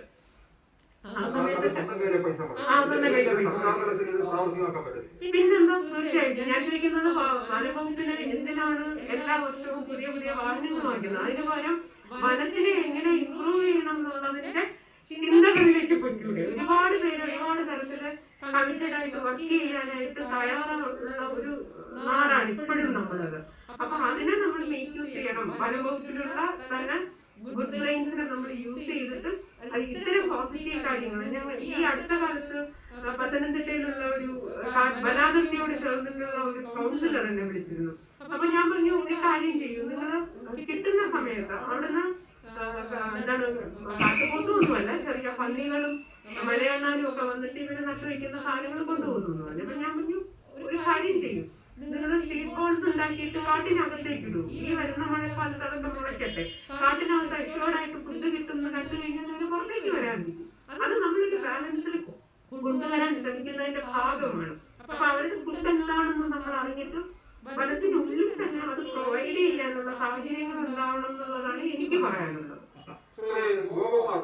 അലക്സ് ഇവിടെ ഈ ഒരു 10 വർഷത്തെ ഒരു കണക്ക് പറയുകയുണ്ടായി. ഞാൻ ചോദിച്ചോട്ടെ, ഈ 10 വർഷത്തിനിടെ വൈദ്യുതി കമ്പി, വൈദ്യുതി വേലി, എർത്ത് വയർ എന്നിവയിൽ നിന്നുള്ള ഷോക്ക് ഏറ്റ് ആനയടക്കം 553 മൃഗങ്ങളാണ് ചത്തത്.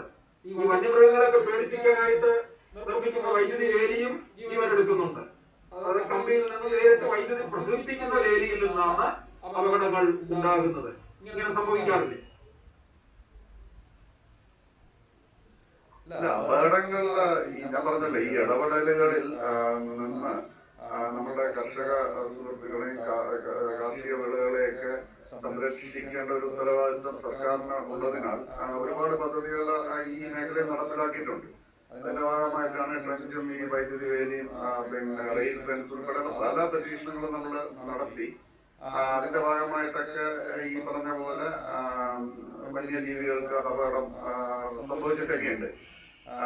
അതൊരു യാഥാർത്ഥ്യം തന്നെയാണ്, അതിന്റെ കണക്കുകളൊക്കെ ഉണ്ട്. പക്ഷെ അതേസമയം നമ്മൾ 2-3 കാര്യങ്ങൾ ഇതിൽ ഞാൻ ചേർത്ത് പറയാൻ ഉദ്ദേശിക്കുന്നത്, നമ്മളുടെ കാടിന്റെ വിസ്തൃതി നേരത്തെ അദ്ദേഹം പറഞ്ഞതുപോലെ നമ്മൾ അത് കുറഞ്ഞിട്ടില്ല. കാരണം കേരളത്തിലെ ഇന്ത്യയിലെ ആ ഒരു ഫോറസ്റ്റ് പ്രൊട്ടക്ഷന്റെ ചരിത്രം നോക്കിക്കഴിഞ്ഞാൽ സ്റ്റിൽ കേരളത്തിന്റെ വനസംരക്ഷണം വളരെ നല്ലതാണ്. വളരെ ഇതായിട്ട് നമ്മൾ സംരക്ഷിക്കാൻ പറ്റുന്നുണ്ട്. ഒറ്റപ്പെട്ട സംഭവങ്ങളല്ലാതെ വനം കയ്യേറ്റം എന്ന് പറയുന്നത് കേരളത്തെ സംബന്ധിച്ചിടത്തോളം എനിക്ക് തോന്നുന്നില്ല അതൊരു ഇഷ്യൂ ആണെന്ന്. ഒറ്റപ്പെട്ട സംഭവങ്ങൾ തീർച്ചയായിട്ടും ഉണ്ട്. പക്ഷെ അതിലൊക്കെ നമ്മൾ മനസ്സിലാക്കേണ്ടത് നമ്മളുടെ ഈ ഫോറസ്റ്റ് ഫ്രഞ്ച് കമ്മ്യൂണിറ്റി, പ്രത്യേകിച്ച് അതിലെ ഈ കൃഷിക്കാരുൾപ്പെടെയുള്ളവര്, ഫോറസ്റ്റ് ഫ്രഞ്ച് കമ്മ്യൂണിറ്റീസ് പെടുന്നവര് വനംവകുപ്പായിട്ട് വളരെ ഭംഗിയെ സഹകരിച്ച് തന്നെയാണ് പോകുന്നത്. ഈ മനുഷ്യ വന്യജീവി ഇടപെടലുകളിൽ പോലും, ഈ കോൺഫ്ലിക്റ്റിൽ പോലും നമ്മൾ വളരെ ചുരുക്കം ചില ഐസൊലേറ്റഡ് സംഭവങ്ങളേ ഉള്ളൂ ഈ പിന്നെ വനംവകുപ്പായിട്ട് സാധാരണ ജനങ്ങൾ ഒരു സംഘർഷത്തിലേക്ക് പോകുന്നത്. അവര് പലപ്പോഴും സഹകരിച്ചാണ്. കാരണം ഞാൻ ഇക്കാര്യത്തിൽ കുറച്ച് പഠനങ്ങൾ ഈ മേഖലയിൽ നടത്തിയിട്ടുള്ളതുകൊണ്ട് ഞാൻ വളരെ സർപ്രൈസ്ഡ് ആയിട്ടുള്ളത്, ഈ കർഷകരെല്ലാം തന്നെ വന്യജീവികളെ സംരക്ഷിക്കണമെന്ന് 100% 1-2 ആൾക്കാർ വെച്ച്, വളരെ ചുരുക്കം ആൾക്കാർ വെച്ചിട്ട് ഒരു പ്രോ കോൺസർവേഷനിസ്റ്റുകളാണ്. പക്ഷെ സെയിം ടൈം നമ്മൾ മനസ്സിലാക്കേണ്ടത്, ഈ കൃഷി ചെയ്യുന്നവരെല്ലാം നമുക്ക് വേണ്ടി തന്നെയല്ലേ കൃഷി ചെയ്യുന്നത്, പൊതുജനത്തിനും പൊതുസമൂഹത്തിനും സർക്കാരിനും വേണ്ടി തന്നെയാണ്. അപ്പൊ അവരുടെ പിന്നെ കാർഷിക വിളകൾക്ക് നമ്മൾ ചെയ്യുമ്പോഴാണ് നമുക്ക് അതിന്റെ ഒരു ഫീലിംഗ് മനസ്സിലാകുന്നത്. നമ്മളൊരു വാഴ രാവിലെ ഒന്ന് ഇറങ്ങി നോക്കുമ്പോൾ പന്നി കുഴിയിടുമ്പോൾ ഉള്ള ആ വികാരം, ഞങ്ങളുടെ അഗ്രികൾച്ചർ യൂണിവേഴ്സിറ്റി എന്നുള്ള ഒരു പ്രോഗ്രാം കൂടെ ആയതുകൊണ്ട് ഞാൻ പറയാം, നമ്മൾ അതും കൂടെ മനസ്സിലാക്കേണ്ട ഒരു ആവശ്യമുണ്ട്. അപ്പൊ ഇത് ബാലൻസ് ചെയ്ത്, കാരണം നമുക്ക് ഒരു കൺസർവേഷൻ ആക്ടിലൂടെ തീർച്ചയായിട്ടും വേണം. കാര്യം നമുക്ക് ഇന്ന് ആഗോള തലത്തിലൊക്കെ ഒരു വലിയൊരു മൂവ്മെന്റ് തന്നെയാണ് ഈ കൺസർവേഷൻ, വൈൽഡ് ലൈഫ് കൺസർവേഷൻ. അതേസമയം തന്നെ നമ്മളുടെ പിന്നെ കർഷക സമൂഹത്തെയും കാർഷിക വിളകളെ സംരക്ഷിക്കേണ്ട ഒരു ബാലൻസ്ഡ് നയം നമുക്ക് തീർച്ചയായിട്ടും ഇതിൽ നിന്നൊക്കെ പാഠങ്ങൾ ഉൾക്കൊണ്ട് രൂപീകരിച്ച് വരേണ്ടതായിട്ടുണ്ട്.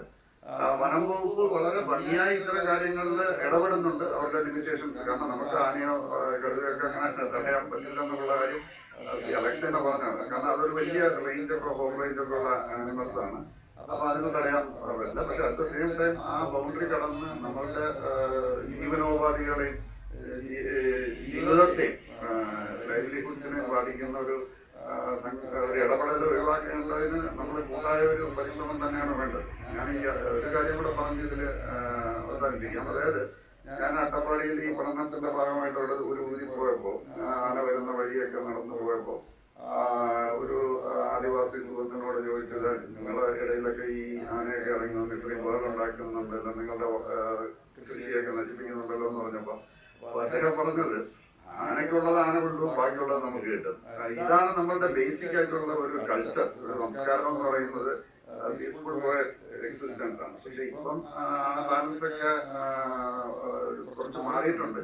അപ്പൊ നമുക്കൊരു ബാലൻസ് സ്ട്രൈക്ക് ചെയ്യണം. നമ്മൾ തീർച്ചയായിട്ടും കർഷക സമൂഹത്തിന്റെ ആശങ്കകളെ നമ്മൾ വളരെ സീരിയസ് ആയിട്ട് ഗൗരവപൂർവ്വം തന്നെ എടുക്കണം. അതേസമയം നമുക്ക് എങ്ങനെയാണ് ഈ വന്യജീവികളെ അവർക്ക് അവരുടെ ഒരു വയബിൾ പോപ്പുലേഷൻ ഉണ്ട് ഇതില് ഇക്കാര്യത്തിൽ. കാരണം കുറെ നമ്പർ ഉണ്ടെന്ന് പറഞ്ഞിട്ട് കാര്യമില്ല. കാര്യം ഇതെല്ലാം നമ്മൾ സ്കൂളിലൊക്കെ പഠിച്ച പോലെ കുച്ചിയും കുട്ടിവേർത്തും അങ്ങനെയൊക്കെയുള്ള കാര്യങ്ങളുണ്ട്. അപ്പൊ ഇതിന്റെ കണ്ണികൾ മുറിഞ്ഞു പോയാൽ നമ്മുടെ പന്നി കൂട്ടം വല്ലാതെ ഏറ്റവും പ്രശ്നം ഉണ്ടാക്കുന്നത് പന്നികളാണ്. ഇപ്പൊ ഈ പന്നികളുടെ തന്നെ നാച്ചുറൽ പ്രേയൊക്കെ, അതായത് കുറുക്കന്മാരൊക്കെ നാട്ടിൽ കുറയുകയും അങ്ങനെയൊക്കെയുള്ള ഒരുപാട് കണക്റ്റഡ് ലിങ്ക്സ് ഉണ്ട് എക്കോളജിയായിട്ട് ബന്ധപ്പെട്ട് നേരത്തെ പിന്നെ മാഡം പറഞ്ഞതുപോലെ ഇതെല്ലാം കണക്റ്റഡ് ആണ്. അപ്പൊ ഇതെല്ലാം ബാലൻസ് ചെയ്തുകൊണ്ട് ഞാൻ നേരത്തെ പറഞ്ഞ കാര്യം, ഈ ഇന്ററാക്ഷൻസ് പരമാവധി മിനിമൈസ് ചെയ്യാനുള്ള പലതരം കാര്യങ്ങൾ നമ്മൾ ചെയ്യേണ്ടി വരും. പിന്നെ നമ്മൾ വിചാരിക്കുന്നതിനെക്കാട്ടിയും വളരെ ബുദ്ധിമുട്ടുള്ള ജീവികളാണ് വന്യജീവികൾ. നമുക്ക് മാത്രമല്ല, നമ്മള് ഒരു തമാശ രൂപത്തിൽ പറഞ്ഞ പണ്ട് ആനയുടെയും തയ്യൽക്കാരന്റെയും ഒരു കഥ നമ്മൾ പഠിച്ചിട്ടുണ്ട്. അപ്പൊ അത്ര ബുദ്ധി കൂർമ്മതയുള്ള ജീവികളാണ്. അവർക്ക് അത് അഡാപ്റ്റ് ചെയ്യാൻ പറ്റും, ഈസിയായിട്ട് അഡാപ്റ്റ് ചെയ്യാൻ പറ്റും. നമ്മൾ എന്തൊക്കെ ഒരു പ്രതിബന്ധം ഉണ്ടാക്കിയാലും അതിനെയൊക്കെ തരണം ചെയ്തുകൊണ്ട് പുതിയ പുതിയ മാർഗങ്ങളിലൂടെ അതിനാവശ്യമുള്ള ഭക്ഷണവും വെള്ളം തേടി വരുന്ന ഒരു ഇതുണ്ട്. അപ്പം ഒരു സംവിധാനം, ഒരു ഡിസൈൻ, ഒരു ഇന്റലിജന്റ് ഡിസൈൻ എന്ന് വേണമെങ്കിൽ പറയാം മൃഗങ്ങളിലുണ്ട്. നമ്മുടെ വീട്ടിലുള്ള പൂച്ചയൊക്കെ തന്നെ നോക്കിയാൽ നമുക്കറിയാം. ആ ഒരു ഇന്റലിജന്റ് ഡിസൈൻ ഉണ്ടത്. അപ്പൊ അതിനെ നമ്മൾ തന്നെ ബുദ്ധിപൂർവ്വം ഇടപെട്ട് ഇത് എങ്ങനെ ഒഴിവാക്കാം എന്നുള്ളതായിരിക്കും കുറെ ഒരു കൃഷിയുമായി ബന്ധപ്പെട്ട് കൃഷി വകുപ്പ് മന്ത്രി ശ്രീ പി പ്രസാദിന്റെ ഒരു സ്റ്റേറ്റ്മെന്റിലേക്ക്. മനുഷ്യരും വന്യമൃഗങ്ങളും തമ്മിലുള്ള സംഘർഷം ലഘൂകരിക്കുന്നതിന് ആവശ്യമായ നടപടികൾ സ്വീകരിക്കാനാണ് സർക്കാർ പദ്ധതി ഇട്ടിരിക്കുന്നത്. കേരളത്തിന്റെ കാർഷിക മേഖലയുമായി ബന്ധപ്പെട്ടിരിക്കുന്നതിൽ സുപ്രധാനമായ ഇനങ്ങൾ മലയോര മേഖലയുമായി ബന്ധപ്പെട്ട ഇടങ്ങളാണ്. അവിടെ നിന്നെല്ലാം കൃഷി ചെയ്യുന്ന കർഷകരാണ് ഇപ്പോൾ ഇതിന്റെ തിക്തഫലം കൂടുതലായി അനുഭവിക്കുന്നത്. ചിലപ്പോൾ അത് ജീവഹാനിയിലേക്ക് പോലും എത്താറുണ്ട്. കാർഷിക വിളകൾ വ്യാപകമായി നശിപ്പിക്കുന്നതിന്റെ കാര്യങ്ങളും വളരെ ഗൗരവത്തോടെ കാണേണ്ടതാണ്. കൃഷിക്കാർ ഉത്പാദിപ്പിക്കുന്ന ഉൽപ്പന്നങ്ങൾ ന്യായമായ വിലക്ക് വിറ്റ് ഉപജീവനമാർഗം നടത്തുക എന്നതാണ് അവരുടെ ലക്ഷ്യം. അതിന് കഴിയാതെ വരുന്ന തരത്തിലേക്ക് കാർഷിക വിളകൾ വ്യാപകമായി നശിപ്പിക്കുന്ന സംഭവങ്ങൾ ചിലയിടങ്ങളെല്ലാം ഉണ്ടാവാറുണ്ട്. ഗൗരവതരമായ ഈ പ്രശ്നം പരിഹരിക്കുന്നതിന് വ്യത്യസ്തങ്ങളായ വിവിധ തലങ്ങളിലുള്ള നടപടികൾ സ്വീകരിക്കേണ്ടതുണ്ട് എന്നാണ് സർക്കാർ കരുതുന്നത്. വിളനാശം സംഭവിക്കുന്ന കർഷകർക്ക് സഹായം എത്തിക്കുക, അവരുടെ ആക്രമണങ്ങളിൽ നിന്ന് കർഷകരെ സംരക്ഷിക്കുക, ജനങ്ങളെ സംരക്ഷിക്കുക, ഇതിനെല്ലാം മുൻനിർത്തിക്കൊണ്ടുള്ള സമഗ്രമായ പദ്ധതികൾ ആവിഷ്കരിച്ച് നടപ്പിലാക്കുന്നതാണ്. എന്തുകൊണ്ടാണ് വന്യമൃഗങ്ങൾ കാട് വിട്ട് നാട്ടിലേക്ക് ഇറങ്ങുന്നത്? ഭക്ഷണത്തിന്റെ അപര്യാപ്തതയാണോ, വെള്ളത്തിന്റെ പ്രശ്നം കൊണ്ടാണോ, മറ്റ് രുചികരങ്ങളായ ഭക്ഷണങ്ങൾ തേടി വരുന്നതിന്റെ ഭാഗമായിട്ടാണോ എന്നുള്ളതെല്ലാം പരിശോധിക്കുന്നുണ്ട്. അങ്ങനെയാകുമ്പോൾ അത്തരം പഠനത്തിന്റെ ഭാഗമായിട്ട് ഇതെല്ലാം കാട്ടിനുള്ളിൽ തന്നെ ഭക്ഷണം ക്രമീകരിക്കുന്നതിന് ലഭ്യമാകുന്ന തരത്തിലുള്ള ചില മരങ്ങൾ അല്ലെങ്കിൽ മറ്റൊക്കെ നട്ടുപിടിപ്പിക്കുന്ന കാര്യത്തിലും വെള്ളം കൂടുതൽ കിട്ടുന്നതിനാവശ്യമായ സംവിധാനം എടുക്കുന്ന കാര്യത്തിലുമെല്ലാം ഇതിന് ഇടപെടലുകൾ അത്യന്താപേക്ഷിതയും. അപ്പോൾ അതിനെ പുറത്തേക്ക് വരുന്നതിനെ കുറയ്ക്കാൻ കഴിയും. കൃഷിക്കാർക്ക് വേറൊന്നും ചെയ്യാൻ കഴിയില്ല. അവരുടെ കാർഷിക ചുറ്റും കൃഷിയിടത്തിന് ചുറ്റും വലിയ വേലികളെല്ലാം കെട്ടി നിൽക്കാനൊന്നും കൃഷിക്കാർക്ക് യാഥാർത്ഥ്യമായി കൊണ്ടുവരാൻ കഴിയില്ല. അതൊക്കെ ഗവൺമെന്റിന്റെ ഇടപെടൽ ഉണ്ടാവേണ്ടത് അത്യന്താപേക്ഷിതമാണ്. അത്തരത്തിൽ ആലോചിക്കുകയാണ് സർക്കാർ ഇപ്പോൾ ചെയ്യുന്നത്. ശ്രീ ഗുരുവായൂരപ്പനിലേക്ക് വരുന്നതിന് ഒരു ചെറിയ ഇടവേള.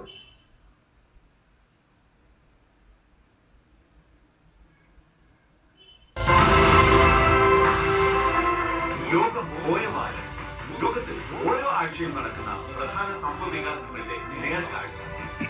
ഓരോ ആഴ്ചയും ലോകം ചർച്ച ചെയ്ത വാർത്തകൾ നിങ്ങളുടെ മുമ്പ്.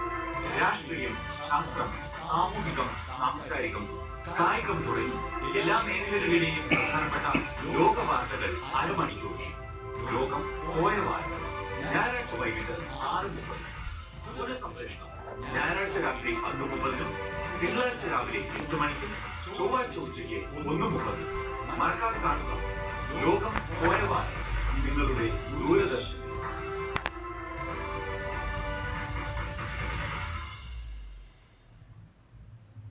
വർത്തമാനം തുടരുന്നു. ശ്രീ ഗുരുവായൂരപ്പൻ, ഇതിനകത്ത് ഇപ്പൊ മലയോര മേഖലകളിൽ ഒന്നും തന്നെ പലയിടത്തും കൃഷി ചെയ്യാൻ സാധിക്കുന്നില്ല.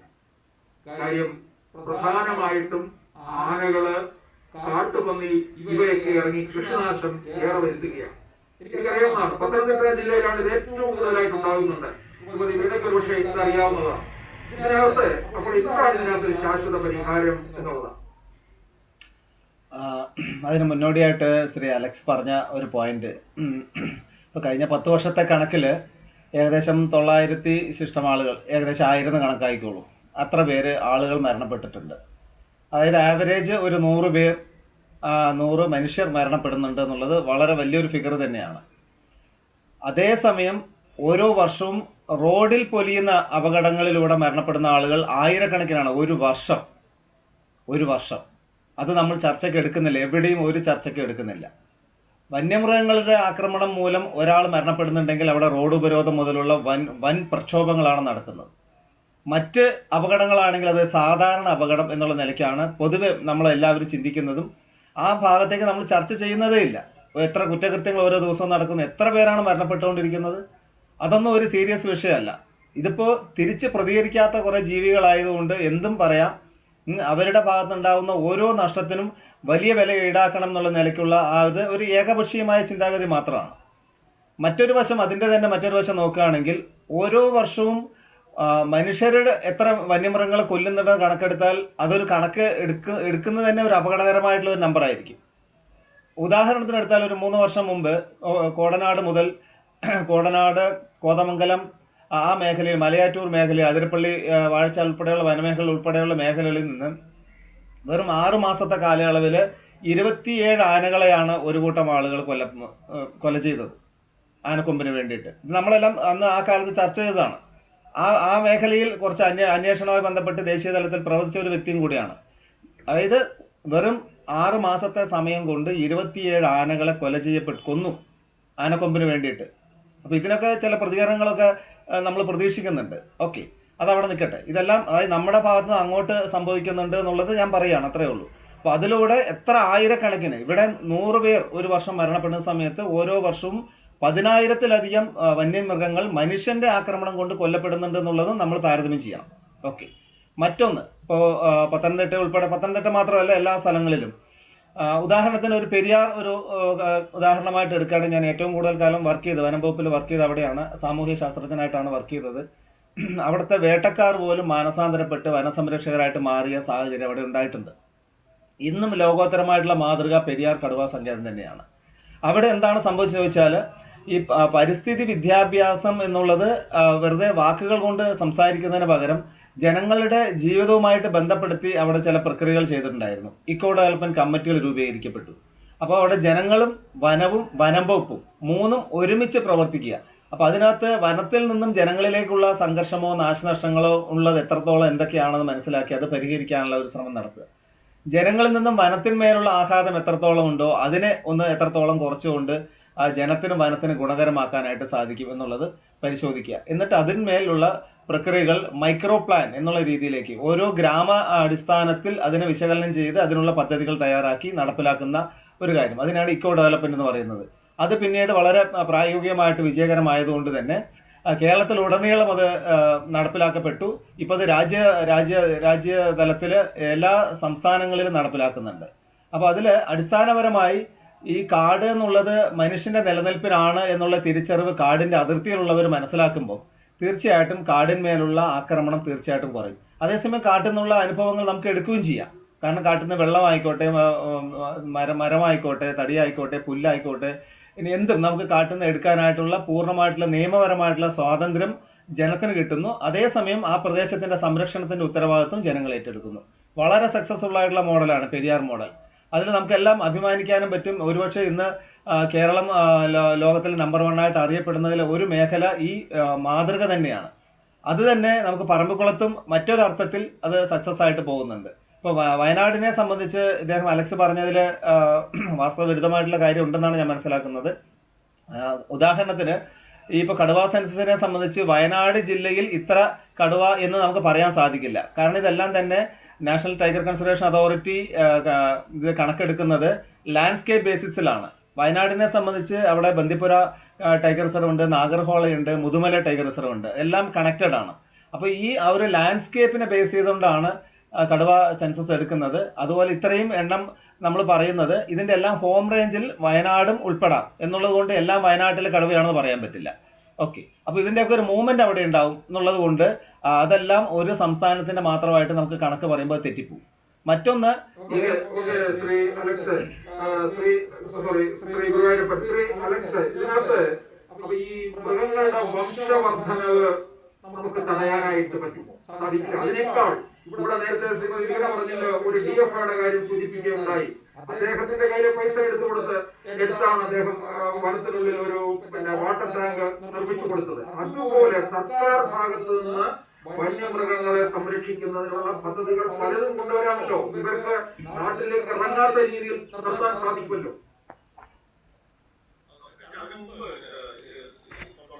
കുറച്ച് ആൾക്കാർ എന്നോട് സംഘടന അറിയാൻ ചോദ്യങ്ങൾ ചോദിച്ചിരുന്നു. അതിനൊന്നും മറുപടി പറഞ്ഞുകൊണ്ട് തുടങ്ങാം. ആദ്യമായിട്ട് ഇപ്പോൾ സംസാരിച്ച ശ്രീ ഗുരുവായൂരപ്പൻ പറഞ്ഞൊരു കാര്യം, ഇവിടെ മോട്ടോർ വാഹനങ്ങൾ ഇടിച്ച് ആക്സിഡന്റുകൾ സംഭവിക്കുന്ന ആളുകൾ ബന്ധപ്പെടുന്നു. അതുകൊണ്ട് നിങ്ങൾക്ക് കഷ്ടമില്ല എന്ന് ചോദിച്ചു.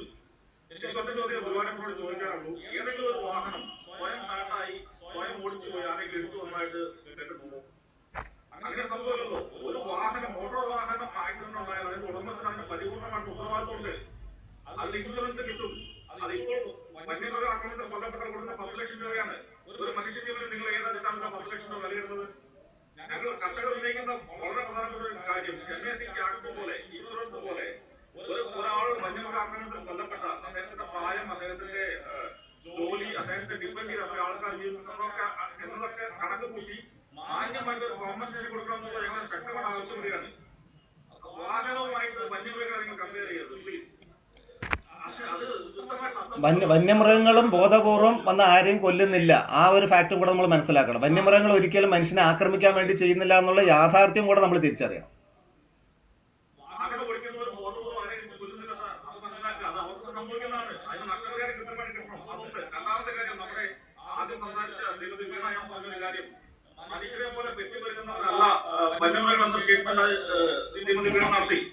അത് കേട്ടിട്ട് ചിരിക്കണോ കാര്യങ്ങളോ അറിയാതിരിക്കാൻ ഞാൻ, കേരളത്തിൽ മനുഷ്യരുടെ ഫെർട്ടിലിറ്റി റേറ്റ് 1.8 ആണ്. Replacement level 2.1. അതിന് കുറവാണ് മലയാളികളുടെ ഫെർട്ടിലിറ്റി റേറ്റ്. അത് വളരെ ശക്തമായിട്ടുള്ള ജനസംഖ്യ കൺട്രോൾ ചെയ്യാനുള്ള മാർഗങ്ങൾ നമ്മൾ കൊണ്ടുവരുന്ന ഫലമായിട്ടാണ് ജനസംഖ്യ കുറഞ്ഞ മനുഷ്യരുടെ പന്നിയുടെ ഫെർട്ടിലിറ്റി റേറ്റ് എത്രയാണെന്ന് മാത്രമേ അറിയാമോ? മാനിന്റെ അറിയാമോ? മുള്ളപ്പന്നി, കുരങ്ങ്, ഇതിന്റെ ഫെർട്ടിലിറ്റി റേറ്റ് എത്രയെന്ന് അറിയാമോ? നാഷണൽ വൈൽഡ് ലൈഫ് ബോർഡിന്റെ പ്രത്യേക നിർദ്ദേശത്തിന്റെ അടിസ്ഥാനത്തിൽ വൈൽഡ് ലൈഫ് ഇൻസ്റ്റിറ്റ്യൂട്ട്, ഡെറാഡൂണിന്റെ വൈൽഡ് ലൈഫ് ഇൻസ്റ്റിറ്റ്യൂട്ട് കുരങ്ങുകൾക്കും മാനുകൾക്കും നീരായ്ക്കും അടക്കം കോൺട്രാസെപ്റ്റീവ് മെഷേഴ്സ് ഡെവലപ്പ് ചെയ്തുകൊണ്ടിരിക്കുക. കർണാടകയിൽ ആനകൾ പരീക്ഷിച്ചിട്ടുണ്ട് കോൺട്രാസെപ്റ്റീവ്സ്. അതൊക്കെ ചെയ്ത് നാഷണൽ വൈൽഡ് ലൈഫ് ബോർഡ് ചെയ്യുന്നത് വെറുതെയാണോ? വെറുമനായിട്ട് പ്രഖ്യാപിച്ചിട്ട് പോലും ഹിമാലയൻ പ്രദേശത്ത് ഉത്തരാഖണ്ഡിന്റെ വടക്കൻ കുരങ്ങ് വെറുമനായിട്ട് പ്രഖ്യാപിച്ചിട്ട് പോലും ഇതിന്റെ കൺട്രോൾ ചെയ്യാൻ പറ്റാത്തത് കൊണ്ട് അവർ കോൺട്രാസെപ്റ്റീവ്സ് യൂസ് ചെയ്യാം കുരങ്ങില്. അപ്പൊ മനുഷ്യരെ പോലെ പെറ്റുവരുന്നവരല്ല വന്യമൃഗങ്ങൾ എന്നുള്ള കേൾക്കുന്നതും ദയവായിട്ട് നിങ്ങൾ പബ്ലിക് ഫോറത്തിൽ വന്നിട്ട് പറയുന്നത് ഞാൻ അഭ്യർത്ഥിക്കുകയാണ്. ഡേറ്റ അങ്ങനെയല്ല പറയുന്നത്. അതൊന്നാമത്തെ കാര്യം. രണ്ടാമത്തെ കാര്യം, ഈ കോമ്പൻസേഷന്റെ കാര്യം പറഞ്ഞു. കോമ്പൻസേഷൻ വളരെ തുച്ഛമായിട്ടുള്ള ഒരു കോമ്പൻസേഷൻ ആണ് നൽകുന്നത്. കായ്ക്കുന്ന ഒരു തെങ്ങ് നശിച്ചാൽ 770 രൂപയാണ് കർഷകന് കിട്ടുന്നത്. ഒരു തെങ്ങിന് 50 വർഷം ആയുധുണ്ട്. ഈ 770 രൂപ എന്ന് പറയുന്നത് ഒരു വർഷത്തെ തേങ്ങ പോലും ഇല്ല. ഒരു വെട്ടുന്ന റബ്ബറിന് 330 രൂപ, ഒരു കുറച്ച വാഴയ്ക്ക് 110 രൂപ. ഇത്രയും വളരെ തുച്ഛമായ സംഖ്യയാണ്. 10 സെന്റുകളുടെ കപ്പ നഷ്ടപ്പെട്ടാൽ 160 രൂപയാണ്. ഈ ഒരു അപേക്ഷ ഫോമിന്റെ തുറച്ചെടുക്കുന്ന അക്ഷയ കേന്ദ്രത്തിൽ പോയി അപേക്ഷ കൊടുക്കാൻ 160 രൂപ കൂടെ ചെലവ് വരും. അപ്പൊ ഇപ്പോഴത്തെ കോമ്പൻസേഷൻ എന്ന് പറയുന്നത് യഥാർത്ഥ കർഷകരെ അപമാനിക്കുന്നതിന് തുല്യമാണ്. അത് മാറണം. ഞാൻ വീണ്ടും ആവർത്തിക്കുകയാണ്, വനവും വന്യമൃഗങ്ങളും സർക്കാരിന്റെ ഉത്തരവാദിത്തമാണ് ബൈ ലോ. അങ്ങനെയാണെങ്കിൽ ആ വന്യമൃഗങ്ങൾ മൂലം കർഷകർക്കുണ്ടാവുന്ന എല്ലാ നാശനഷ്ടത്തിനും പ്രോപ്പർ ആയിട്ടുള്ള കോമ്പൻസേഷൻ കൊടുക്കണം. അത് കൃത്യമായിട്ട് ഉത്തരവാദിത്തം സർക്കാരിന് ഉണ്ടാവണം. അതില്ല എന്നതാണ് ഇവിടുത്തെ പ്രശ്നം. ഇതിന്റെ പരിഹാര മാർഗങ്ങളെ പറ്റി നമ്മൾ ആരും വളരെ ശക്തമായിട്ട് സംസാരിച്ച് കണ്ടില്ല. അതിനെക്കൂടെ സംസാരിക്കണം. ഒന്നാമതായിട്ട് ക്യാരിങ് കപ്പാസിറ്റി ഡിസൈൻ ചെയ്യണം. അത് ചെയ്തേ പറ്റൂ. KSRI ഉണ്ട്, വൈൽഡ് ലൈഫ് ഇൻസ്റ്റിറ്റ്യൂട്ട് ഉണ്ട്, ഒരുപാട് ഏജൻസികളുടെ ഉണ്ട്. ഈ വെറുതിനായി കാട്ടുപന്നിയെ വെറുതിനായി പ്രഖ്യാപിക്കുന്നതിനെ ബന്ധപ്പെട്ട് ജില്ലയുടെ നേതൃത്വത്തിൽ ഹൈക്കോടതിയിൽ ചേർന്നുപോയി കഴിഞ്ഞ ആഴ്ച വിധി വന്നു. ആ കർഷകർക്ക് അൺകണ്ടീഷണൽ ആയിട്ട് അതിനെ കള്ളിക്കാൻ അനുമതി കൊടുക്കണം എന്നുള്ളതാണ് ഹൈക്കോടതി പറഞ്ഞിരിക്കുന്നത്. ഹണ്ടിങ് എന്ന വാക്കാണ് ഉപയോഗിച്ചിരിക്കുന്നത്. ഹണ്ടിങ് എന്ന് വെച്ചാൽ അൺകണ്ടീഷണൽ ആയിട്ടുള്ള ഉത്തരവാണ്. ഇപ്പോൾ 1 വർഷമായിട്ട് കേരളത്തിൽ കാട്ടുപന്നിയെ വേട്ടയാടാൻ ഉത്തരവുണ്ട്. അതിലെന്തൊക്കെ കണ്ടീഷൻസ്? കാടിന്റെ 2 കിലോമീറ്ററിനുള്ളിൽ കുഴി വെക്കാൻ പാടില്ല, പടക്കം വെക്കരുത്, ഓടവസ്തു ഉപയോഗിക്കരുത്, വൈദ്യുതി ഉപയോഗിക്കരുത്, ഇങ്ങനെയൊക്കെയുള്ള കണ്ടീഷൻസ് ആണ്. പിന്നെ പറ്റുന്ന ഒരേ കാര്യം തോക്ക് ഉപയോഗിച്ച് വെടിവെക്കാന്നുള്ള. തോക്കില്ല, ഉള്ള തോക്കുകൾ മുഴുവൻ പോലീസ് സ്റ്റേഷൻ ചാരിയിരിക്കുന്നു. പുതിയ ലൈസൻസ് ഇഷ്യൂ ചെയ്യുന്നില്ല. പിന്നെ എങ്ങനെ ആൾക്കാരെ പന്നിയെ പിടിക്കുന്നതാണ് പറയുന്നത്? അപ്പോൾ തികച്ചും അപ്രായോഗികമായിട്ടുള്ള ഉത്തരവ് തന്നിട്ട് അതിനുവേണ്ടി എന്തെങ്കിലും ചെയ്തു എന്ന് പറയുന്നതല്ല. യാഥാർത്ഥ്യബോധത്തോടുകൂടി കർഷകർ നേരിടുന്ന പ്രശ്നങ്ങൾ മനസ്സിലാക്കിക്കൊണ്ട് ഇതിനൊരു പരിഹാരം കാണണം. ഗോപകുമാരോട് ചോദിക്കാം. പക്ഷേ അതായത് വന്യമൃഗങ്ങളൊക്കെ നാട്ടിലിറങ്ങുന്നത് തടയാന് ഈ ഫെൻസിംഗ് സംവിധാനം ഉണ്ടെങ്കിലും അതൊന്നും വേണ്ടത്ര കാര്യക്ഷമമാകുന്നില്ല എന്നൊരാക്ഷേപവുമില്ലേ? ചുരുക്കി പറയുന്നത് അതിലെന്താ പറയുക, ഞാൻ ഈ പരിഹാരം പറഞ്ഞപ്പോഴാണ് നമ്മളിപ്പോ ഈ ലോകമെമ്പാടുള്ള ഒരു മാതൃക ഒരു ലാൻഡ്സ്കേപ്പ് അപ്രോച്ചാണ്. നമ്മളിപ്പോഴും കൃഷി വകുപ്പ്, വനം വകുപ്പ് എന്നൊക്കെ പറഞ്ഞ് പിന്നെ ഒരു ഭൂമിയെ ഒരു കുന്നുകളായി കണ്ട് പലതരത്തിലുള്ള ഒരു ഓപ്പോസിംഗ് ആയിട്ടുള്ള പദ്ധതികള്, പിന്നെ കൃഷി വകുപ്പ് ഇപ്പം അതിർത്തികളിലൊക്കെ ഒരു പർട്ടിക്കുലർ ക്രോപ്പ് കൊടുക്കുന്നു, അവരവിടെ കൃഷി ചെയ്യുകയാണ്. അപ്പൊ വന്യജീവികള് അതിൽ ആകർഷക വരാനുള്ള സാധ്യത. അപ്പൊ ഇങ്ങനെയുള്ള ഞാൻ ജസ്റ്റ് ഒരു എക്സാമ്പിൾ പറഞ്ഞിട്ടുണ്ടായിരുന്നു. അങ്ങനെ ഒരു കോൺഫ്ലിക്റ്റിംഗ് ആയിട്ടുള്ള ഒരു അപ്രോച്ചാണ് ഈ ഓരോ ഡിപ്പാർട്ട്മെന്റുകൾ തമ്മിൽ ചെയ്തുകൊണ്ടിരിക്കുന്നത്. അത് കാരണം അതൊക്കെ മനസ്സിലാക്കിക്കൊണ്ട് നമ്മൾ ലാൻഡ്സ്കേപ്പ് അപ്രോച്ച് ഒറ്റ ഒരു വലിയൊരു ചിത്രത്തിൽ നമ്മൾ ഇതിനെ കണ്ട് എങ്ങനെ ഇതിനെ അപ്രോച്ച് ചെയ്യാന്നുള്ളത് ആണ് ഇപ്പോഴത്തെ ഒരു പ്രധാനപ്പെട്ട ഒരു എന്താ പറയുക കാഴ്ചപ്പാട്. എങ്ങനെയാണ് ഇത്തരം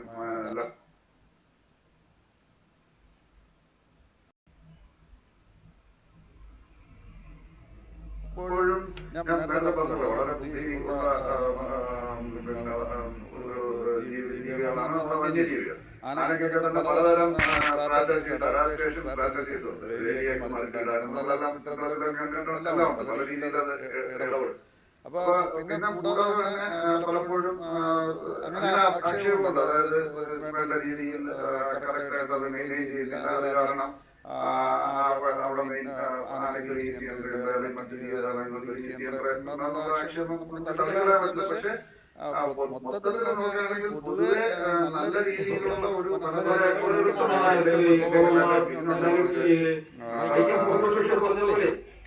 എല്ലാവരും ഭൂമിയുടെ അവകാശികളാണ്. താല്പര്യത്തിലേക്ക് പോവുകയാണോന്നില്ല. യാഥാർത്ഥ്യമായിട്ടുള്ള കാര്യങ്ങളൊക്കെയാണ് വ്യക്തിയോട് പറഞ്ഞിട്ടുള്ളത്. അതുകൊണ്ട് തന്നെ പറയുകയാണ് അദ്ദേഹം പറഞ്ഞതുപോലെ ഭൂമിയുടെ അവകാശികൾ ഒന്നിച്ച് നമുക്കൊരു സൗഹാർദ്ദത്തോടുകൂടി മനുഷ്യർക്കും മൃഗങ്ങൾക്കും സൗഹാർദ്ദത്തോടുകൂടി പോവുക. വർത്തമാനകാലം ഈ ഇവിടെ പൂർണ്ണമാകും. ചർച്ചയിൽ പങ്കെടുത്ത എല്ലാ വ്യക്തികൾക്കും നന്ദി, നമസ്കാരം.